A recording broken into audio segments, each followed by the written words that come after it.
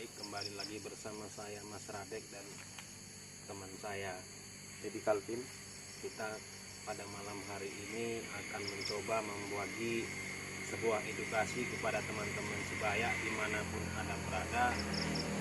Mana tahu di antara kalian semua ada yang ingin belajar menjadi seorang kurungan, ataupun kalau dibilang orang Karo itu menjadi peninggeran, kalau orang Jawa kurungan. ada juga yang bilang kurlung ya Mbak. Ada yang bilang kurlung. Jadi Kalau bahasa mistisnya mediator ya Mbak. ya mediator ataupun yang memediasi ya, gitu. Jadi Bang Calvin kok tiba-tiba berpikir untuk mengulas ini gitu loh Bang Calvin? Karena sesuatu yang gaib itu penonton meminta bukti Mbak, Bukti ya. secara visual gambar atau perkataan dari mediator Mbak. Oh gitu ya. Oke. Baik. Yang pertama sih kita harus tetap mengingatkan kepada seluruh pemirsa setia channel Sibaya dimanapun berada yang ingin menjadi kurlung atau mediator. Kalau dia beragama Kristen, kembalilah ke kitab Kejadian bahwa manusia itu diciptakan gambar dan serupa dengan Allah, dan seperti itu.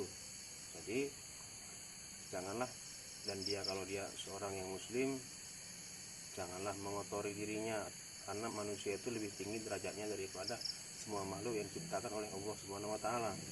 Ya, jadi kalau sudah seperti itu, alangkah baiknya sebenarnya Bang Calvin ya, kita bakal masukkan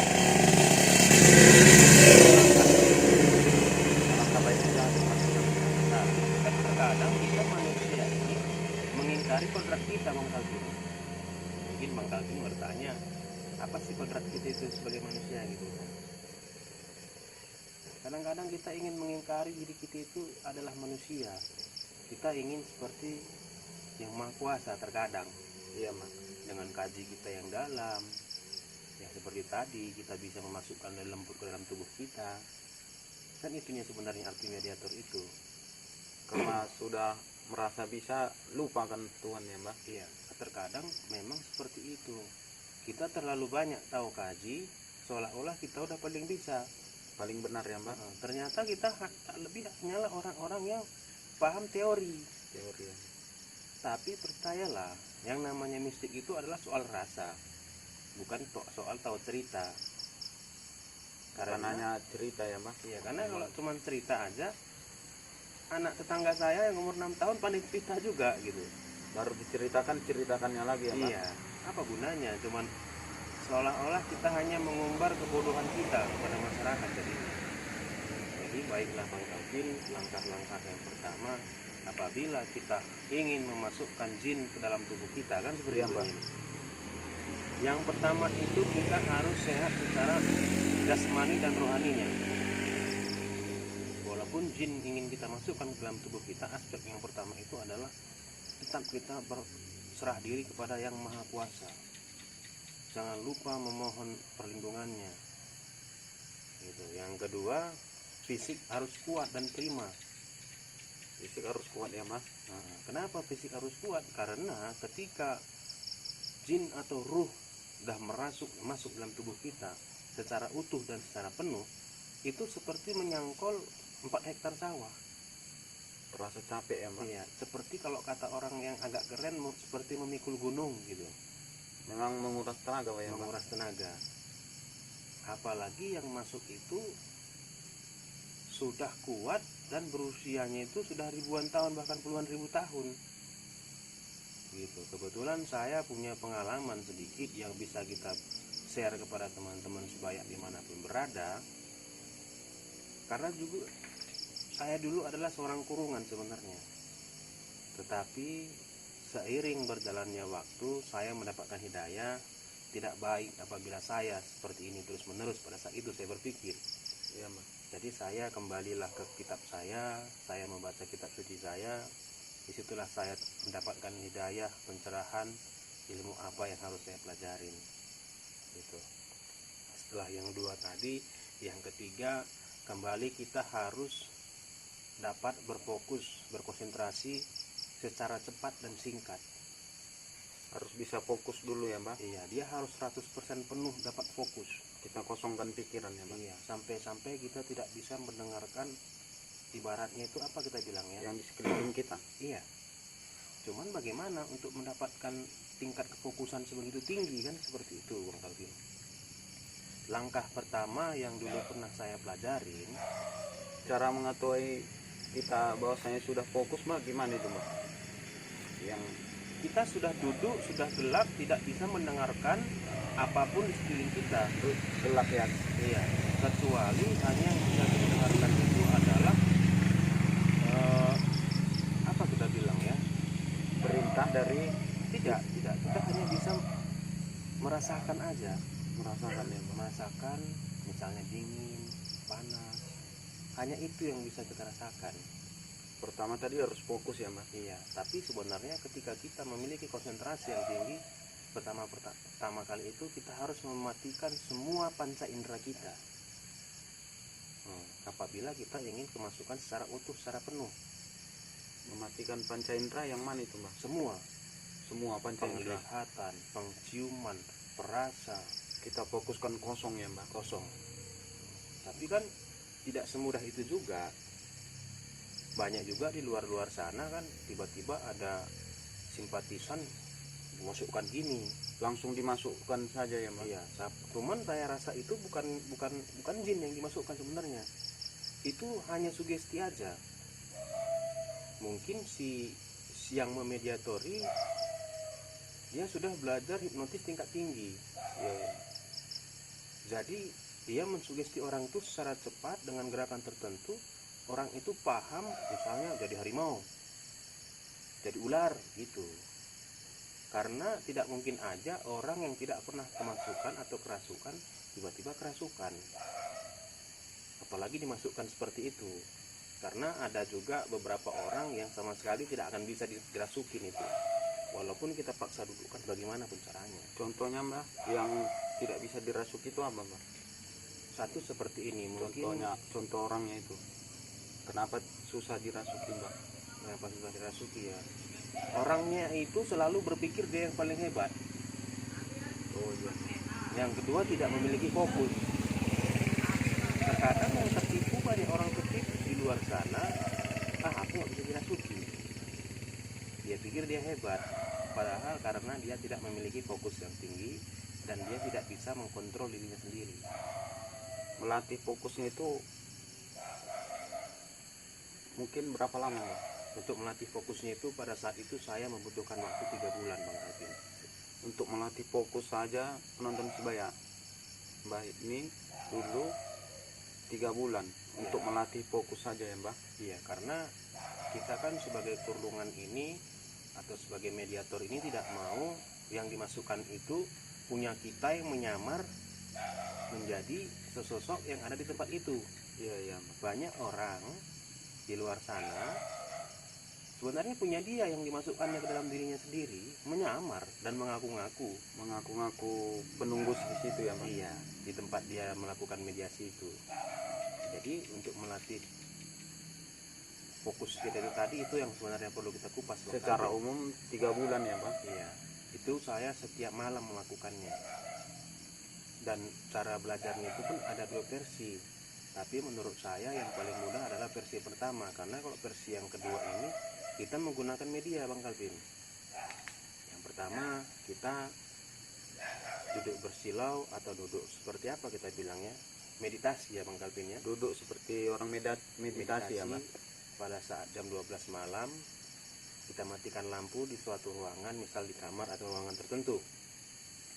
Kita duduk bersila, berdoa, memohon petunjuk kepada Yang Maha Kuasa. Kita fokuskan dan kita bilang kalau ada pariwangan dalam tubuh kita ini ataupun ilmu-ilmu leluhur yang ada dalam tubuh kita ini, kita singkirkan dulu, kita keluarkan. Pasti setiap orang memiliki pendamping.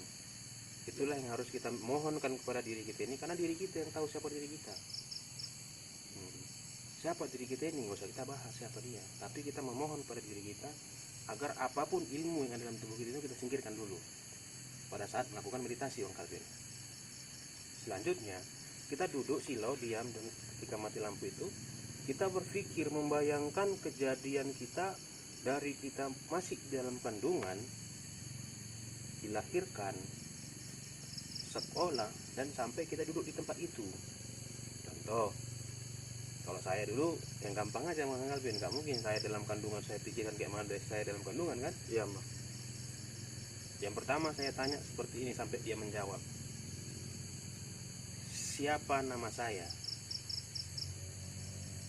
siapa nama bapak saya, siapa nama saudara kandung saya, di mana saya dulu sekolah SD, siapa aja teman saya waktu sekolah SD, kelas 1, kelas 2 sampai kelas 6. Begitu juga di SMP, sampai saya sekolah SMK, sampai saya duduk di tempat itu. Begitu terus berulang-ulang. Jadi di dalam meditasi itu kita akan melihat padang hamparan gelap yang sangat luas, gelap gulita. Di saat itu kita akan menemui sebuah cahaya Mang Kalvin. Cahaya itu ada putih, ada biru, ada ke agak pink-pinkan, bukan merah Mang Kalvin. Di dalam kegelapan itu ada cahaya putih, ada cahaya biru dan agak cahaya pink. Agak pink dia. Agak pink dia Mbak. Iya, jadi cahaya itu akan menghantam kita seperti ini. Kalau kadang kita seperti ini gitu, itu tandanya kita tidak lulus Bang Kalvin. Jadi kalau tandanya kita sudah fokus Mbak, Ya kita bisa melihat cahaya-cahaya itu tadi. tidak menghantam kita ya Mbak. Ketika dia pun menghantam kita, kita sudah biasa aja tegak berdiri seperti ini. Itu cara kedua untuk melatih fokus tadi ya Mbak. Iya. Setelah itu nanti kan kita sudah mulai merasakan kehadiran mereka, dan kita hanya fokus mendengar ucapan-ucapan kita aja, dalam hati dan dalam hati. Jadi setelah itu tercapai sempurna itu, ketika cahaya itu menghantam kita tidak oleng, nggak ngeblak bahasa kerennya. Ibaratnya kita lagi duduk silau gini, tiba-tiba kan angkat itu gitu gini kita. Tetap meditasi ya Mbak. Tetap tegak begini, itulah tandanya bahwa kita sudah penuh Mendapatkan fokus tadi ya Mbak. ya. Jadi yang setelah itu yang harus kita perhatikan Setelah melatih fokus apa itu Mbak? Nah ini dia yang agak sulit Untuk dijelaskan ya Mbak. diceritakan dan dijelaskan, karena kita takut di luar sana salah memahami, salah mengartikan, seolah-olah kita ini yang paling bisa. Kan seperti itu. Kita kan ini bercerita tentang pengalaman kita Bang Kalvin. Iya Mbak. Bukan secara kurikulum. Bukan hanya secara teori ya Mbak. Iya. Sudah merasakan ya Mbak. Iya, bukan kurikulum ya. Kalau kurikulum itu kalau ada salah bisa diralat. Seperti kita berarti kan kalau orang salah mengatakan bisa kita ralat. Iya Mbak. Tapi ini nggak bisa karena menjadi pengalaman kita, pengalaman saya, Pengalaman yang sudah dirasakan. Oke, jadi bagaimana setelah kita bisa melatih fokus Bang Kalvin, yang kedua kita membuka ruang tamu kita sendiri Bang Kalvin. Dengan cara apa itu? Ya saya dulu dibantu oleh guru saya. Dulu saya ada pembimbing Bang Kalvin. Saya diberikan air putih, dan sekarang ini pun kita bisa buka seperti itu Bang Kalvin. Kita membukakan ruang tamu kepada seseorang yang ingin kerasukan. Ruang tamu untuk wadah jin yang akan dimasukkan ya Mbak. Iya.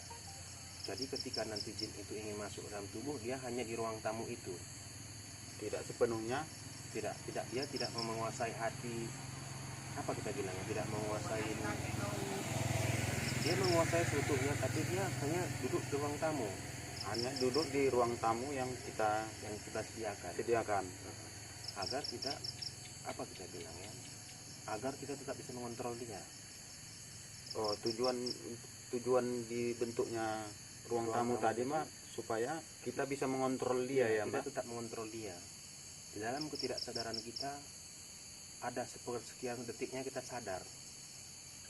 Di saat kita sadar itu kita bisa mengontrol dia. Apabila terjadi sesuatu yang tidak kita inginkan, kita bisa mengeluarkan dia. Kita bisa mengeluarkan dia sendiri ya Mbak. Ya. Kita sendiri bisa mengeluarkan dia ya Mbak. Iya. Jadi yang paling harus diperhatikan itu bagaimana ketika kita jadi kurungan, bagaimana kita jadi kurungan itu yang masuk dalam tubuh kita itu yang sudah puluhan ribu tahun, Ya, yang energinya sudah besar ya Pak. yang energinya yang sangat luar biasa besar. Jadi apa yang harus kita lakukan? Iya Pak. Yang Kalau pertama- jinnya yang berenergi besar ya. Iya. Yang itu kita harus tetap kembali ke puasa Senin Kemis. Senin Kemis, puasa Muti, ngebleng. Gitu loh. Sampai ngeblank Pak. Ngebleng. Ngeblank itu artinya apa itu Pak? Kayak mana ya kita bilang ya? Puasanya itu bukan ngebleng kita bilang ya. Puasa Pati Geni namanya. Oh, kalau di bahasa Jawanya puasa Pati Geni. Pati Geni ya Kalau Pak. Indonesia dia bilang itu puasa tanpa harus melihat sinar matahari, Bang Calvin. Puasa Senin Kamis. Senin Kemis, puasa kelahiran sama ngebleng tadi saya bilang ya. Puasa kelahiran itu gimana itu Pak? Misalnya kita lahirnya itu pada tanggal sekian, tanggal 1 bulan 3 atau bulan 1989. Jadi setiap tanggal 1 bulan 3 itu kita lakukan puasa itu. Setiap tanggal lahir kita ya Pak. Iya, puasa kelahiran namanya. Puasa kelahiran. Iya. Yang terakhir ngebleng ya Pak. Pati Geni. Ngebleng atau Pati Geni? Enggak, Pati Geni aja. Pati Geni aja ya. Iya, untuk memperkuat wadah kita. Wadah untuk jin tadi yang untuk dimasukkan ya Pak. Iya, agar kita tetap bisa mengontrol apapun yang masuk dalam tubuh kita, agar kita tidak kalah dengan kekuatan yang masuk dalam tubuh kita, seperti itu. Tapi ya alangkah baiknya kalau kita ingin menjadi mediator ini kan ada yang mendampingin kita, Bang Calvin. Tujuannya agar ada yang mendampingi kita itu apa Mbak? Supaya ketika nanti kita lost control, tidak bisa mengontrol yang di dalam tubuh kita ini lagi, dia bisa mengeluarkan si jin itu tadi dari dalam tubuh kita. Ikut membantu mengeluarkan ya Mbak? Iya, karena ada dua macam juga mediator ini, Bang Calvin. Ada mediator ini yang dimasukkan, Ada yang memang si mediator itu yang mengambil sendiri yang mana yang ingin dimasukkan dalam tubuhnya. Misalnya contoh seperti ini, maaf Bang Calvin ya, yang pertama, Bang Calvin ini jenis yang mediator yang kita masukkan. Tiba-tiba kemasukan. iya Mbak. Kita keluarkan lagi. Ada juga mediator yang ketika kita duduk seperti ini, Dia masuk sendiri. dia masuk sendiri. Ketika kita panggil, misalnya, saya, dia datang masuk sendiri dalam tubuh kita, dan kita bisa mengeluarkan dia sendiri. Nah, mungkin itu tingkatannya itu lebih tinggi, Bang Calvin. Kalau yang jin yang memang sengaja dimasukkan itu Mbak, bisa kita keluarkan juga itu Mbak. Bisa ketika kita sudah ya itu tadi, Ada wadahnya tadi ya Mbak. iya, ada ruang tamu, kita sudah mempersiapkan diri kita. Ruang Tapi yang tamunya. perlu diperhatikan oleh teman-teman supaya dimanapun berada apabila ingin menjadi kurungan yang baik, persiapkanlah fisik kita. Yang pertama, latihan olahraga. Itu sangat menunjang. Jangan pernah abaikan untuk faktor fisik tadi. Makan yang cukup, karena energi itu bukan kekuatan dari jin, tapi dari makanan yang kita makan, Bang Calvin. Jadi menurut Bang Calvin apalagi yang perlu kita ceritakan, Bang Calvin? Itu kalau bahaya ke tubuh itu apa itu Mbak? Kalau kita memasukkan jin tapi kita tidak membuat wadah atau ruang tamunya tadi Mbak. Sebenarnya bahayanya sih nggak ada sih, Bang Calvin, cuman Pengaruhnya ke fisik Mbak. itu namanya bias, Bang Calvin. Bias. Oh bias itu namanya Mbak. Misalnya ini, Biasnya apa itu Mbak? Bang Calvin sakitnya gatal-gatal karena dikirim orang, ada jin yang menempel. Iya. Saya pegang Bang Calvin, saya tarik dan saya masukkan ke dalam tubuh saya. Saya pun tetap akan gatal-gatal seperti jin yang dikirimnya itu. Yang dikirim tadi. Jadi ketika saya gatal-gatal itu tadi saya keluarkan, biasnya itu tetap tinggal di dalam. Jadi yang jadi pertanyaan kan bagaimana caranya membersihkan diri kita tadi. Iya Mbak. Itulah pentingnya kita itu memilih, lebih baik memiliki pembimbing daripada belajar otodidak. Begitulah bahayanya kalau belajar tanpa guru ya Mbak. Iya, kita tahu ujung tapi tidak tahu pangkal, ini yang berbahaya karena kita bisa patah di tengah. Gitu. Jadi kalau kita memiliki pembimbing seperti saya dulu yang diajari pembimbing saya, olah diri. Dulu olahnya seperti ini kan, ketika kita sudah olah diri itu dia seperti gini, menari dia. Dalam olah diri itu kita minta agar diri kita ini menyempurnakan diri kita sendiri. Dibarengi kalau saya mandi air bersih atau ada jeruk purut, tergantung mandian kita. Yang pada umumnya dipakai adalah bunga macan kera, Bang Kalvin, agar bias-bias itu bisa kita bersihkan dari dalam tubuh kita.